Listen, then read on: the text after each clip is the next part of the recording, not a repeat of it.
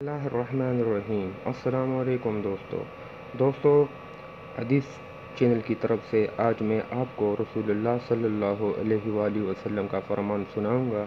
تو چلیے شروع کرتے ہیں۔ ابو موسیٰ اشعری رضی اللہ تعالیٰ عنہ کہتے ہیں کہ نبی اکرم صلی اللہ علیہ وآلہ وسلم نے فرمایا،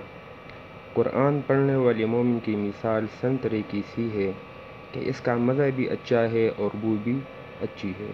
اور قرآن نہ پڑھنے والے مومن کی مثال کھجور کی سی ہے کہ اس کا مزہ اچھا ہے لیکن کوئی بو نہیں ہے، اور قرآن پڑھنے والے منافق کی مثال ریحانہ خوشبودار گھاس وغیرہ کی سی ہے کہ اس کی بو اچھی ہے لیکن مزہ کڑوا ہے، اور